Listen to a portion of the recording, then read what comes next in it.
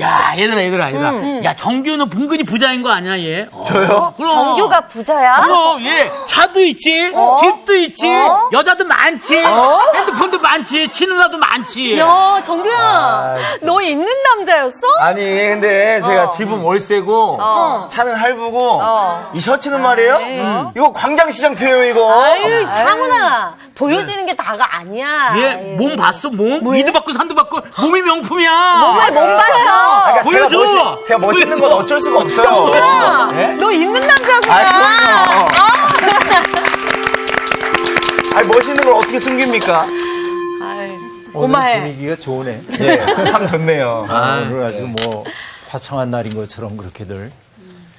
오늘 정규 씨 넥타이도 있어 보이는데. 아유, 감사합니다. 네, 이태리 있어 보여. 광장시장에 샀습니다. 네. 금방 이제 우리가 얘기하면서 뭔가 좀 있어 보인다 이렇게 얘기를 했잖아요. 네. 이게 우리 언제부터 이게 좀 부자라고 하는 말의 뜻으로 통용되기 시작했죠? 있다라고 하는 것이 있다와 없다. 오래되지는 않은 것 같은데. 예. 얘기해봐. 저는 돈이 그러니까 생겼을 때부터라고 이야기하는 그 여자들 같은 경우에는 네. 어떤 연예인들이나 어떤 주위에 조금 부자라고 하는 사람들이 입고 다니는 옷, 어떤 그런 가방, 이런 것들, 뭐 차, 네. 뭐 그래서 여자들은 쉽게 그런 어떤 가방이며 이미테이션 돼 있는 것들을 들음으로 인해서 나 또한 같이 그 무리에 속하는 거 아닌가라는 그렇지. 어떤 대리 만족을 갖는 것 맞아. 같긴 해요. 네. 그래서 너 있어 보인다. 되게 듣고 싶어 하죠. 그 말을. 사람들이. 맞아요. 근데 이제 이게 굉장히 슬픈 경주인데. 네. 왜냐면은 내가 어떤 희소성을 갖고 있는 것을 소유하고 있을 때 남들이 나를 따라올 수 없어. 그럴 땐 굉장히 만족도가 높은데 누군가가 나를 이제 흉내내기 시작하고 내가 가진 것을 그도 갖기 시작하면 그렇죠. 희소성이 떨어지니까 난 또 다른 것을 소유해야 하고 이거는 말할 수 없는 경주일 수밖에 없죠. 근데 여러분 사실은 우리가 있다라고 하는 것이 내가 여기에 있잖아요. 네. 그렇죠. 그렇죠. 소유한 것이 없다 해도 내가 여기 있다는 사실은 중시되지 않고 나라고 하는 존재를 장식해 줄 수 있는 무언가 이것이 더 소중한 것처럼 여겨지고 있죠. 맞아요. 그러니까 존재는 소홀히 여겨지고 소유가 중시되는 사회 이것이 우리를 목마르게 만들잖아요. 우리가 수업 시작하기 전이긴 합니다만은 이미 수업 시작됐나? 네. 본론으로 들어가기 전에 네. 한 가지 얘기를 하자면은 그리스의 문학가인 니코스 카잔차키스라고 하는 분이 있어요. 네. 그분이 썼던 자서전이 있는데 영혼의 자서전이라는 책입니다. 어린 시절에 그 크레타라고 하는 섬에서 교육을 받고 있을 때인데 크레타는 이제 지중해성 기후이니까 포도 작물을 많이 심었다고 합니다. 그러니까 집집마다 포도 수확철이 되면 포도들 다 수확해서 말리고 건포도 만드는 그 작업을 하는 거죠. 근데 어느 날 학교에 갔는데 비가 너무 많이 내리는 거예요. 그러니까 아이들은 수업을 할 생각이 없어요. 우리 집에 지금 널어놓은 저 포도 다 떠내려가겠다 하는 두려움만 있어요. 야, 학교 끝나고 학교를 이제 수업 다 안 하고 빨리 집으로 돌아가라고 가다 보니까 길도 막 끊겨 있고 집집마다 울음소리가 막 나요. 왜냐하면 다 떠내려간 거야. 한 해 농사 지었던 게. 그래서 자기 집에 가봤더니 자기 집 것도 다 떠내려갔어요. 그래서 이 어린 니코스가 아버지한테 이렇게 얘기합니다. 아버지, 이제 우리는 어떡하죠? 그래서 아버지가 이렇게 대답해요. 어떡하긴, 우리는 여기 있잖아. 그렇게 말했어요. 이것이 이제 이 니코스 카잔차키스의 평생의 기억에 남는 장면입니다. 말이고. 내가 소유하고 있던 것들이 다 사라진다고 해도 내가 여기 있다는 사실 그 자체만 해도 희망이 있는 거지. 네. 물론 우리가 살고 있는 세상이 위험해져서 정말 내 사랑하는 사람들이 내 곁에 없는 경우 있죠. 이건 참 위로받기가 어려운 경우이긴 합니다만 오늘 우리가 이 땅에 있다고 하는 것은 어쨌든 절망보다는 희망 쪽으로 돌아설 가능성이 있다 하는 얘기죠. 그러니까 자꾸만 나를 외적으로 장식하는 것들을 가지고 나를 규정하려고 할 때 사람은 노예가 되는 거예요. 네, 그렇죠? 맞습니다. 오늘 이런 얘기를 우리가 함께 나눠보고 싶어요. 네. 오늘 수업 시편 27강 허망한 집착에서 벗어나라. 오늘 우리가 함께 나눌 이야기는 시편 49편입니다. 네. 네, 한번 읽어볼게요. 네. 예, 좀 나누어서 네 분이 읽어주세요. 제가 먼저 읽겠습니다. 뭇 백성들아 이를 들으라. 세상의 거민들아 모두 귀를 기울이라. 귀천 빈부를 막론하고 다 들을지어다. 내 입은 지혜를 말하겠고 내 마음은 명철을 작은 소리로 읊조리리로다. 내가 비유로 내 귀를 기울이고 수금으로 나의 오묘한 말을 풀리로다. 죄악이 나를 따라다니며 나를 애워싸는 환난의 날을 내가 어찌 두려워하랴. 자기의 재물을 의지하고 부유함을 자랑하는 자는 아무도 자기의 형제를 구원하지 못하며 그를 위한 속전을 하나님께 바치지도 못할 것은 그들의 생명을 속량하는 값이 너무 엄청나서 영원히 마련하지 못할 것임이니라. 그가 영원히 살아서 죽음을 보지 않을 것인가. 그러나 그는 지혜 있는 자도 죽고 어리석고 무지한 자도 함께 망하며 그들의 재물은 남에게 남겨두고 떠나는 것을 보게 되리로다. 그러나 그들의 속 생각에 그들의 집은 영원히 있고 그들의 거처는 대대에 이르리라 하여 그들의 토지를 자기 이름으로 부르도다. 사람은 존귀하나 장구하지 못하며 멸망하는 짐승 같도다. 이것이 바로 어리석은 자들의 길이며 그들의 말을 기뻐하는 자들의 종말이로다. 셀라. 그들은 양같이 수월에 두기로 작정되었으니 사망이 그들의 목자일 것이라. 정직한 자들이 아침에 그들을 다스리리니 그들의 아름다움은 소멸하고 수월이 그들의 거처가 되리라. 그러나 하나님은 나를 영접하시리니 이러므로 내 영혼을 수월의 권세에서 건져내시리로다. 셀라. 사람이 치부하여 그의 집에 영광이 더할 때에 너는 두려워하지 말지어다. 그가 죽음에 가져가는 것이 없고 그의 영광이 그를 따라 내려가지 못함이로다. 그가 비록 생시에 자기를 축하하며 스스로 좋게 함으로 사람들에게 칭찬을 받을지라도 그들은 그들의 역대 조상들에게로 돌아가리니 영원히 빛을 보지 못하리로다. 존귀하나 깨닫지 못하는 사람은 멸망하는 짐승 같도다. 아멘. 네, 시편 49편 우리들이 읽으면서 그렇지 이런 고개 끄덕일 수 있는 요소들이 많이 있었죠. 네.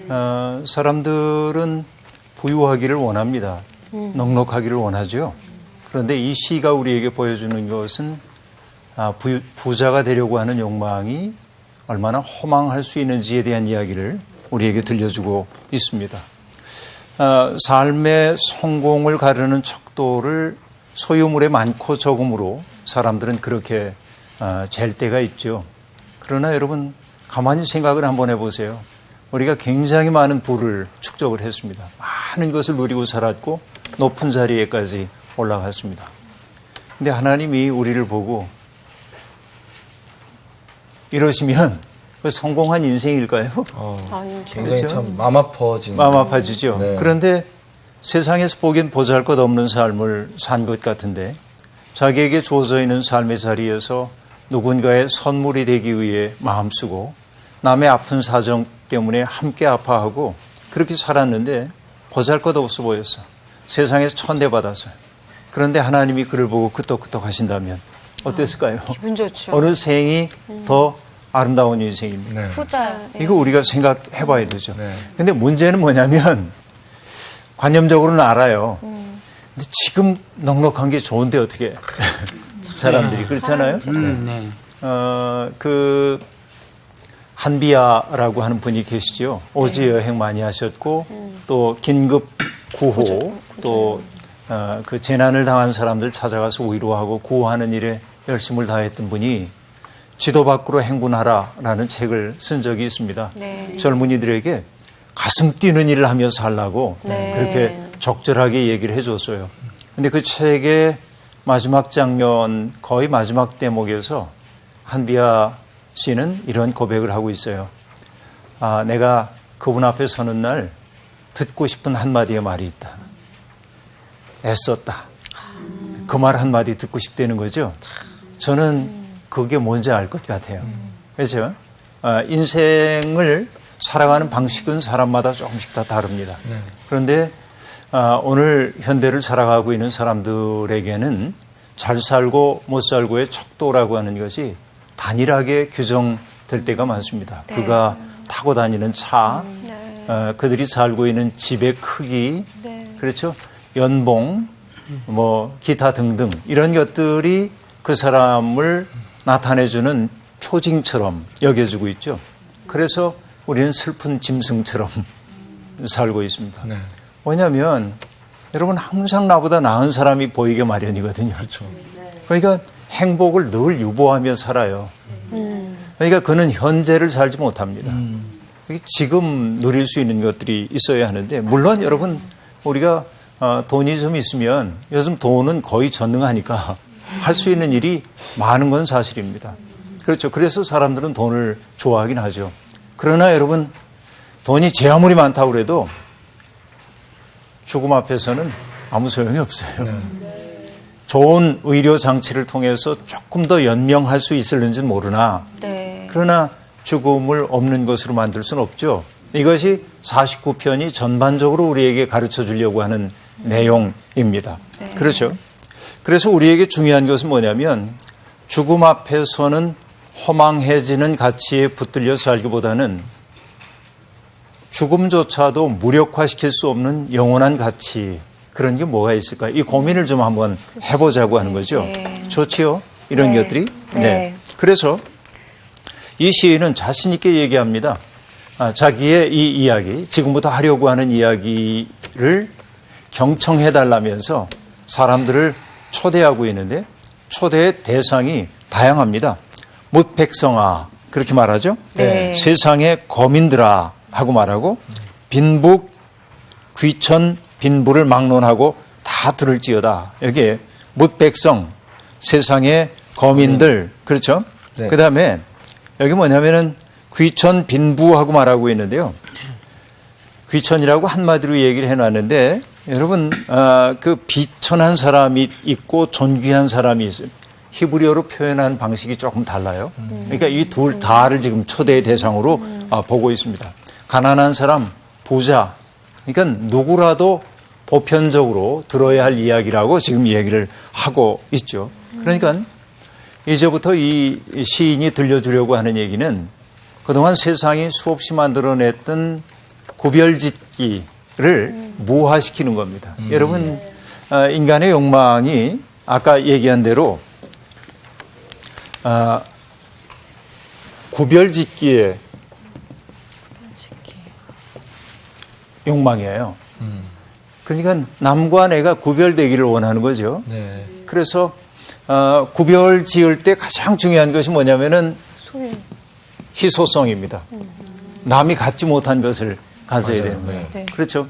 다이아 반지를 하더라도 남과 똑같으면 끼었네 이 정도일 텐데 큰 거. 그리고 그 유명한 물방울. 물방울이면 뭐 다 가진 거죠.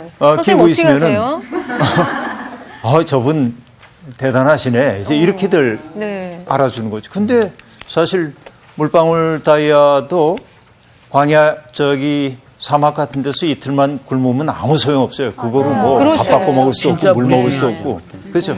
희소한 것이에요. 근데 하나님이 재미나는 건 하나님 재미있다고 하면 안 되지. 하나님의 놀라우신 섭리는 뭐냐면 인간에게 정말 필요한 것들은 흔하게 만드셨다는 거.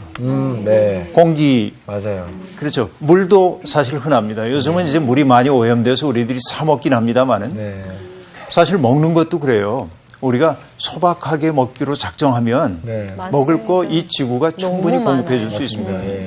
근데 우리가 이 지구를 황폐하게 만들어 놓으니까 지구 저편에서는 굶주리는 사람들이 있고 그런데 이 죄스러운 일들이죠. 그러니까 하나님에게 정말 가치 있는 것은 희소한 것들이 아니에요. 하나님이 귀하게 여기시는 것은 흔한 거예요. 이게 하나님의 사랑법입니다. 그러니까 흔한 것들을 소중히 여기는 삶의 방식이 하나님 마음에 가까운 거예요. 희소한 것을 소중히 여기는 마음은 하나님을 등진 마음일 수 있어요. 이게 이제 중요해요. 근데 사람들은 자꾸만 자기를 구별짓기 원합니다. 옷을 입어도요, 뭐 유명한 명품 옷을 딱 입어야 폼나 보이고 그래서 그러는 거죠. 나 그러고 싶은 욕구 하나도 없어요. 내가 너무 허름해 보입니까? 아니요. 저희 정규하고 저는 잘 가는 옷가게 5,000원짜리 옷가게 아, 그래요? 아주 좋아요. 같이 갑시다. 네, 진짜 좋습니다. 남자 좋아요. 저는 자, 제가 큰 거만 입어야 돼요. 제가 한 장 사서 네. 갖다 드리겠습니다. 오케이. 아, 고마워. 나도 하나 갖다 줘. 자, 여러분, 구별짓기의 욕망이 인간에게 있는데 지금 이 시인이 초대하고 있는 것은 뭐냐면 그런 구별을 다 무화시키고 있습니다. 네. 뭇백성들, 그렇죠. 그리고 어떤 사람들이에요. 귀천 빈부를 막론하고 모두 다 내게 와라.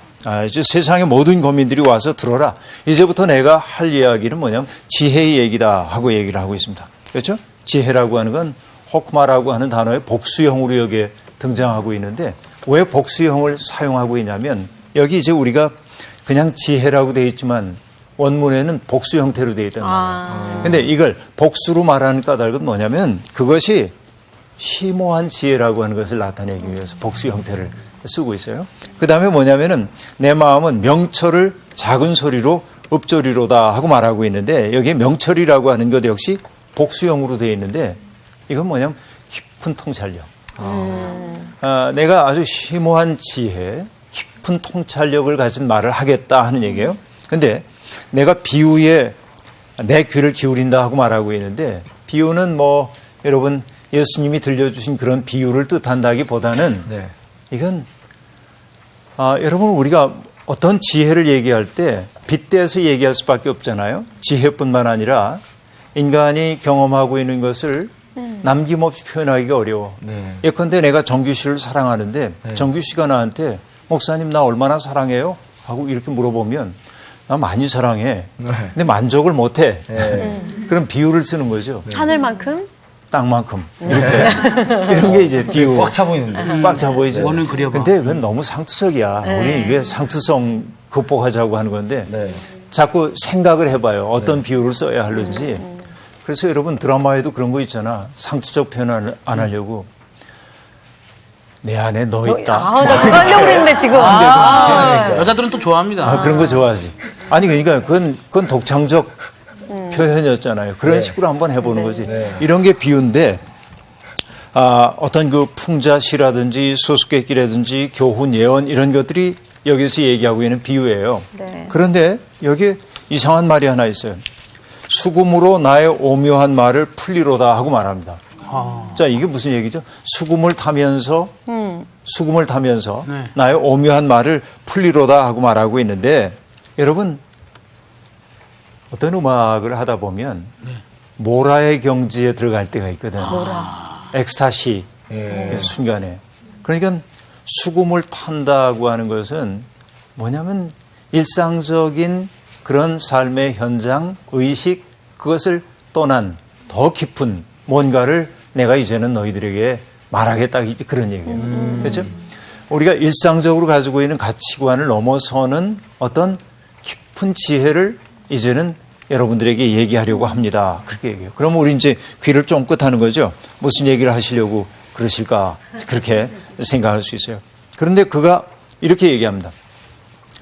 그 말을 하기 전에 5절에서 단도직입적으로 뭐라고 말하냐면 이렇게 얘기하죠.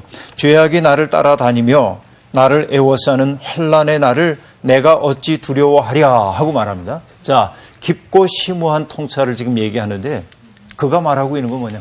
난 두렵지 않다. 죄의 유혹이 제 아무리 내게 다가온다고 할지라도 그리고 환난이 나를 애워싸는 것 같은 고통스러운 날이라고 해도 나는 두려워하지 않아. 여러분 이게 얼마나 대단합니까? 우리 전에 공부할 때도 얘기를 했는데 장기하라고 하는 젊은이 뮤지션이 있는데 그이가 들고 나왔던 노래 가운데 뭐 정확히 전 잘 모르겠습니다만 너희들이 들으면 깜짝 놀랄 만한 일을 얘기해 주겠다고 가사가 그래요. 그래서 무슨 깜짝 놀랄 만한 일인가 그랬더니 뭐라고 얘기하냐면 난 별일 없이 산다. 얘기하는 거예요. 그렇죠. 오늘을 살고 있는 사람들이 별일 없이 사는 사람들이 별로 없거든. 그러니까 너희들이 들으면은 배가 아플 만한 얘기를 내가 얘기해 줄게. 나 요즘 별일 없이 살아. 그렇게 얘기한단 말이죠. 근데 이제 그거는 어떻게 보면은 풍자죠. 네네. 풍자하고 있는 건데, 오늘의 삶을 풍자하는 건데, 이 시인이 모든 사람이 들어야 할 심오한 진리를 말하겠다. 그 진리는 뭐냐면, 나 별일 없이 산다가 아니라 뭐예요? 죄의 유혹이 제 아무리 내게 다가온다고 해도, 그리고 환란이 나를 에워싸는 것 같은 고통스러운 상황이 온다 해도 난 두려워하지 않는다. 난 흔들리지 않는다.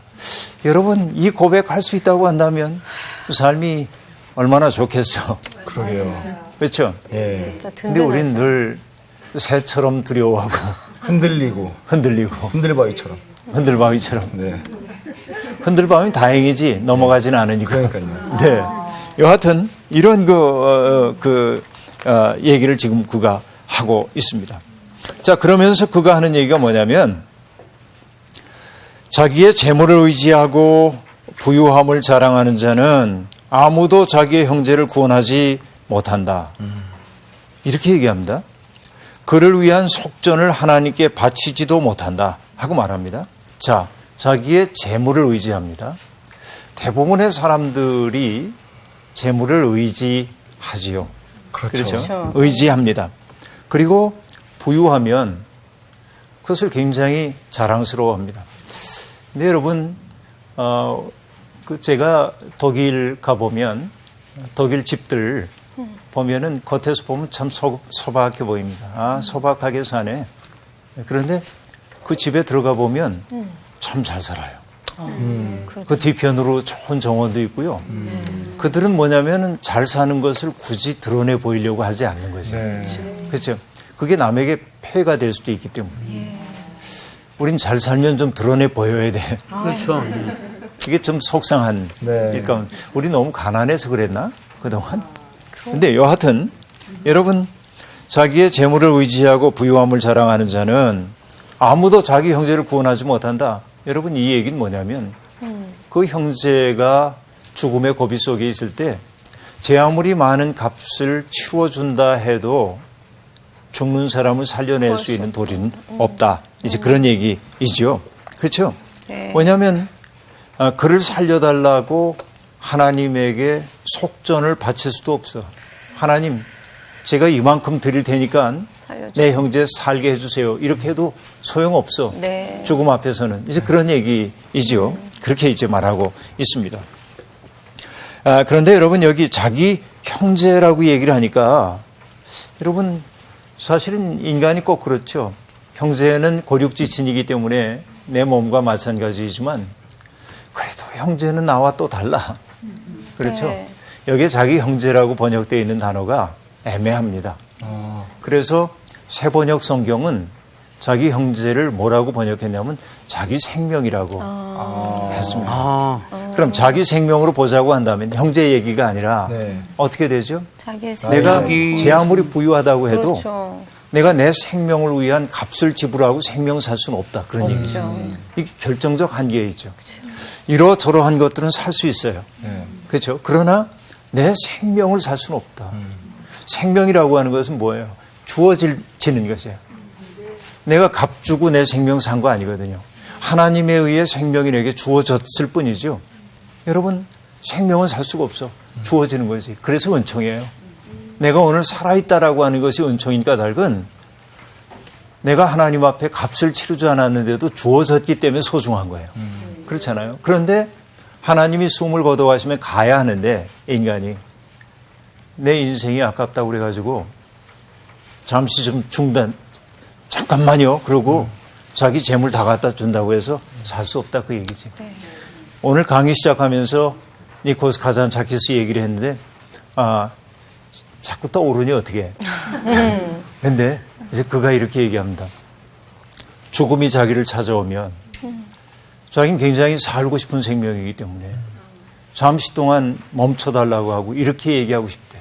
지나가는 사람들에게 내게 15분씩만 적선해 주시오. 내게 15분씩만 적선해 주시오. 그래서 자기가 하다 못한 일들을 하고 싶대.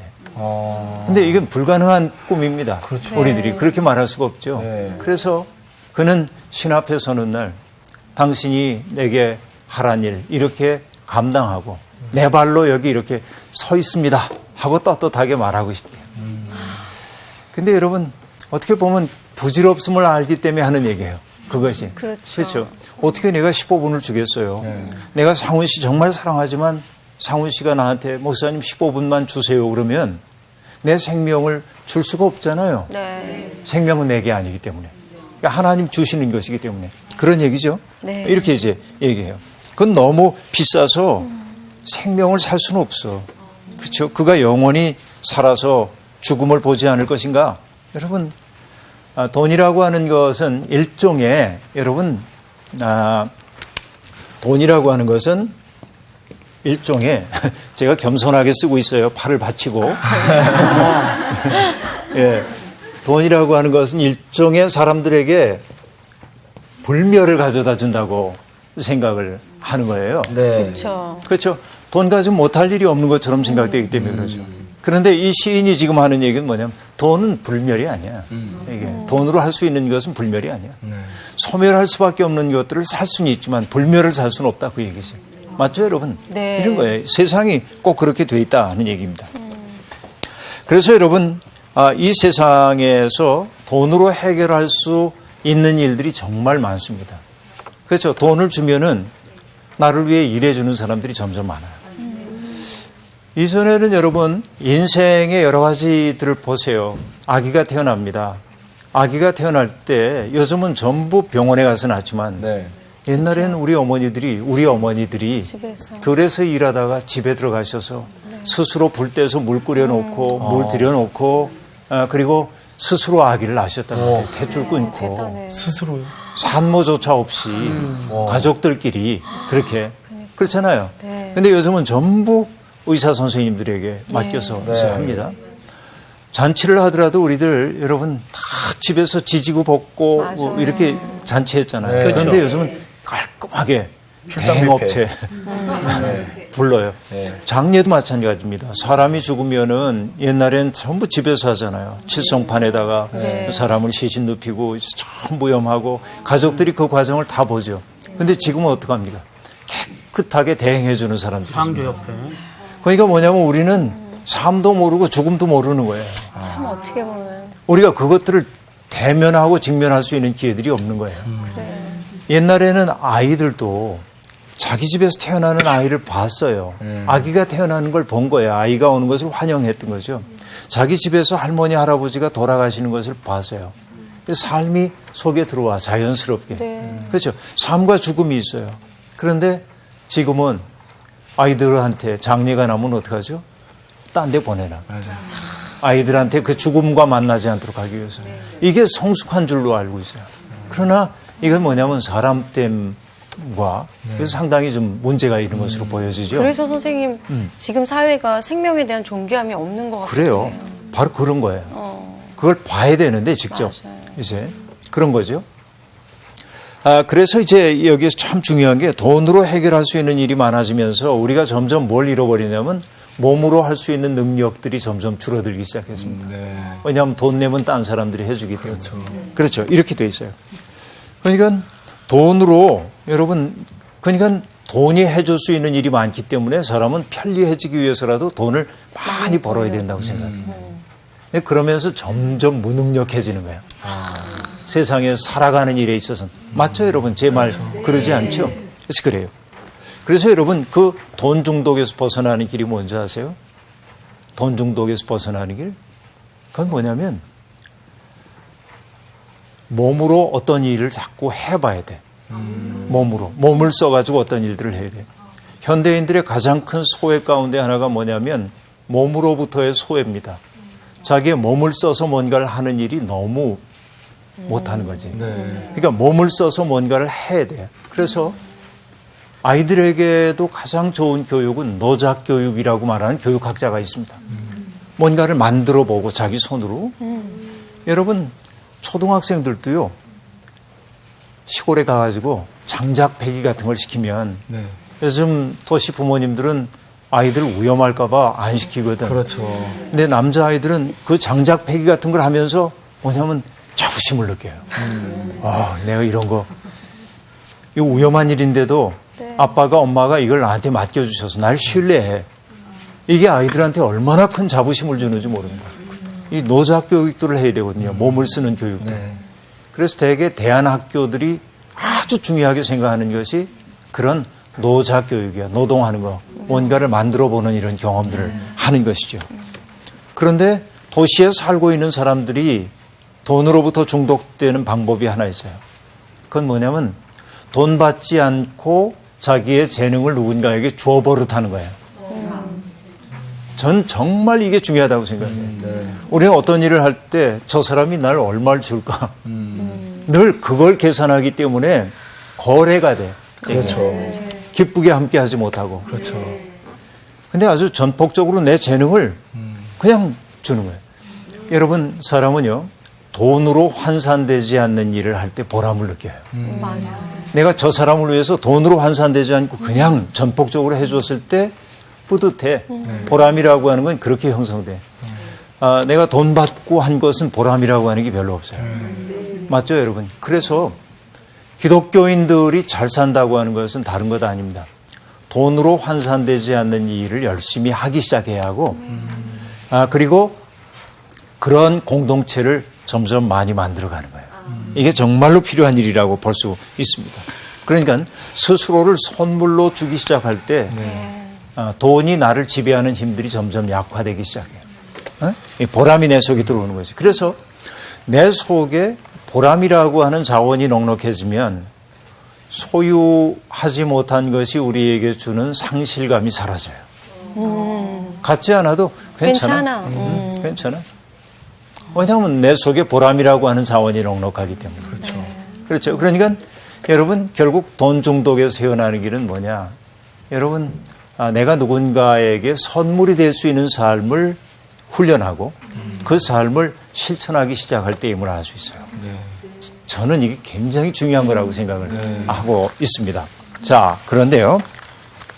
그 다음에 이 시인이 하는 얘기가 뭐냐면, 여러분, 인간은 어차피 죽을 수밖에 없다, 그거예요. 여러분, 다 인정하죠? 네. 안 죽을 거예요? 우리 죽을 수밖에 없잖아요. 네. 그런데 여러분, 일전에도 얘기했지만 사람들이 이렇게 생각한대요. 나는 언젠가 죽을 것이다. 그러나 지금은 아니야. 그렇죠. 언제나. 그걸 누가 알아? 모르죠. 내가 언제 죽을는지. 그렇잖아요. 그렇죠. 근데 난 언제라도 죽을 수 있는 존재이다 하는 얘기이죠. 지혜 있는 자도 죽습니다. 어리석고 무지한 자도 함께 망합니다. 그런데 그렇게 되면 어떻게 해요? 그가 그렇게도 애지중지했던 재물이 다른 사람에게 넘어가는 거예요. 네. 그렇잖아요. 그래요. 그들이 속생각에 뭐라고 얘기하냐면, 자기들의 집은 영원히 있고 자기들의 거처는 대대에 이르리라 하고 토지를 자기의 몫으로 해놓지만 떠나고 나면 그 이름 사라져버리고 마는 거죠. 토지 가지고 갈 수 있는 것도 아니고. 그래서 여러분 12절이 이렇게 말하네요. 사람은 존귀하나 장구하지 못하며 멸망하는 짐승 같도다. 죽음 앞에서는 짐승과 인간이 다를 바가 없단 말이죠. 네, 그렇게 지금 얘기를 하고 있어요. 바로 그것이 뭐냐면 소멸하는 것, 영원하지 못할 것들, 그런 것들을 집착하고 사는 사람의 길이 어리석은 길이라고 얘기하고 있습니다. 그렇죠? 그게 정말 어리석은 길이다 하고 말합니다. 자, 그러면 여러분, 두 가지 운명이 있어요. 13절부터 나오는 얘기가 그런 건데요. 두 가지 운명입니다. 하나는 자신을 믿는 어리석은 사람들, 또 그들의 말을 기뻐하며 따르는 사람들의 운명이 있는데요. 그 운명은 뭐냐면 양같이 수월에 끌려가고 죽음이 그들의 목자가 될 것이다. 어리석은 자들, 죽음이 목자가 될 것이다. 그렇게 말합니다.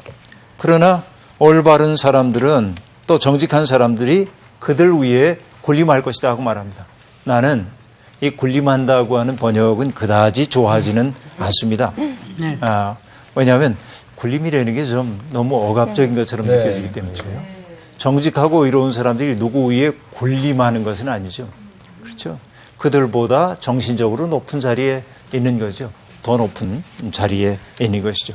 근데 여러분, 어리석은 사람들은 수월로 끌려가는 짐승 같다 하고 말합니다.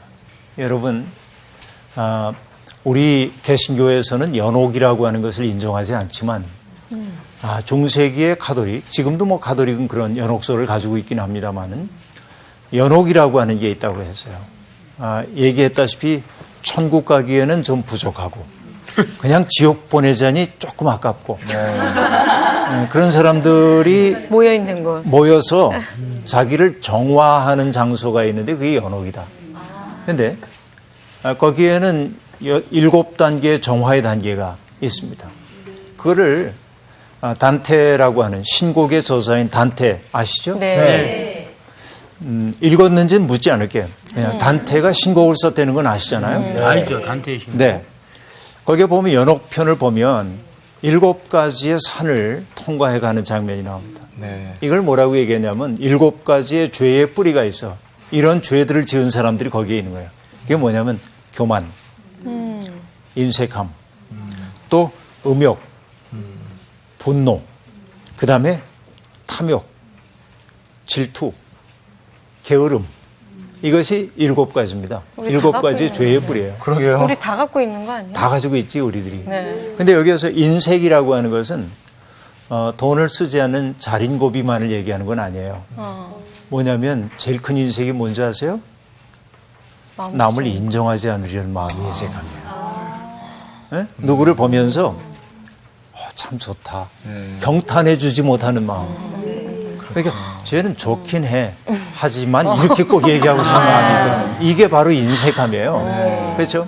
이게 참 부끄러운 일인데 그런 마음들이 정화돼야 되는데 천국 가려면. 그러니까 우리가 연옥교리를 믿어서가 아니라 지금 우리의 삶이 연옥이야. 어떻게 보면.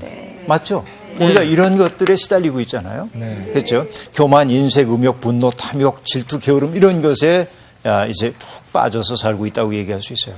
그런데 이렇게 얘기합니다. 15절. 그러나 하나님은 나를 영접하시리니 이러므로 내 영혼을 수월의 권세에서 건져내시리로다. 그렇게 말합니다. 자, 그러나라고 하는 게 중요해요. 자, 이게 인간의 보편적 운명이라고 해도 하나님은 나를 영접하실 거다. 자, 달리 얘기하면 이게 뭐냐면 내가 하나님 믿는다고 해서 죽음의 운명으로부터 벗어날 수 있는 건 아니에요. 그러나 하나님의 뜻대로 이 땅에서 살던 사람들은 아까 얘기한 대로만 누군가에게 선물이 되기 위해 마음 쓰며 살았던 사람들은 하나님이 영접해 주신다 하는 얘기죠. 네. 그렇게 해서 죽음의 세계로 옮겨간다 해도 하나님과의 친밀한 관계가 흩어지지 않는 거예요. 그렇죠? 이것이 아름다운 삶이라고 그렇게 지금 얘기하고 있는 거죠. 자, 하나님과의 관계를 죽음조차도 파괴할 수 없다. 그렇게 얘기합니다. 그러므로 여러분 16절이 결론 삼아서 얘기합니다. 사람이 치부하여 그의 집에 영광이 더할 때 너는 두려워하지 말아라. 여러분 두려워하지 말라고 하는 말을 이렇게 바꿔보죠. 부러워하지 말아라. 한 글자 차이인데 그렇죠. 그들이 잘 되는 거 너무 부러워하지 마. 부러워하면 지는 거라면서요. 네. 근데 그 말도 슬퍼요. 부러워하면 그래요, 지는 거야. 나 안 부러워할 거야. 이게 참 슬퍼. 마음이 네. 그렇게 되어지더라고요. 그렇죠. 예. 근데 참 하나님께 감사하는 것은 나는 어떤 사람들이 잘해놓고 사는 걸 보면 좋네. 예. 그거로 끝. 내가 어떻게 하고 싶다는 생각 없어.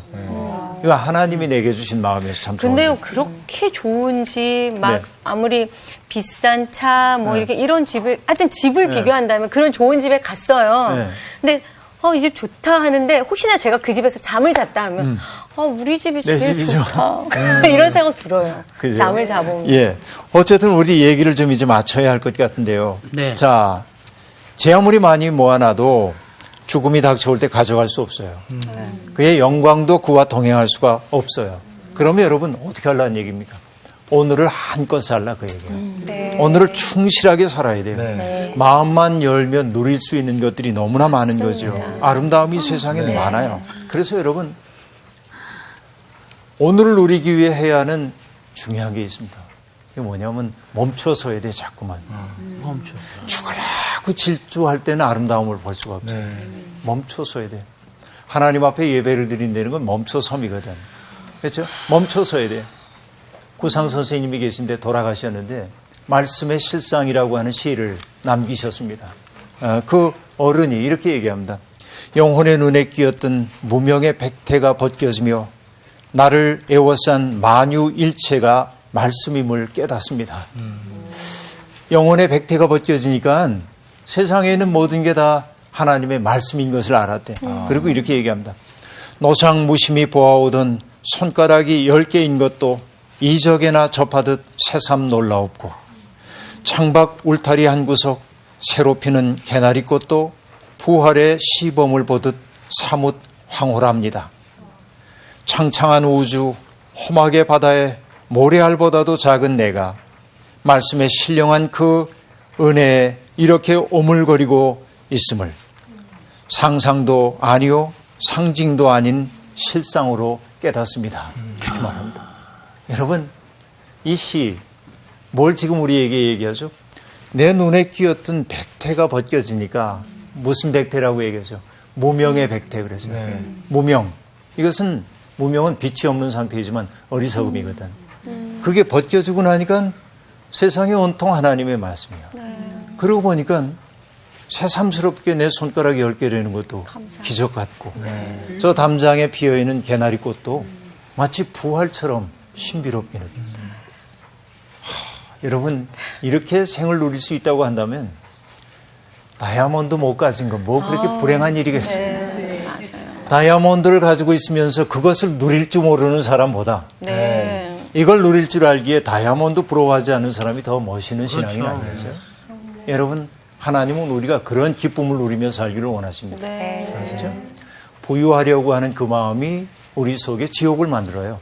그렇죠? 맞습니다. 그러나 이미 주어져 있는 것을 감사하면서 네. 이웃에게 내가 선물이 되려고 하는 마음이 천국을 만듭니다. 오늘 시편 49편은 그런 멋진 세계로 우리를 초대해 줬습니다. 오늘 수업 마치겠습니다. 고맙습니다.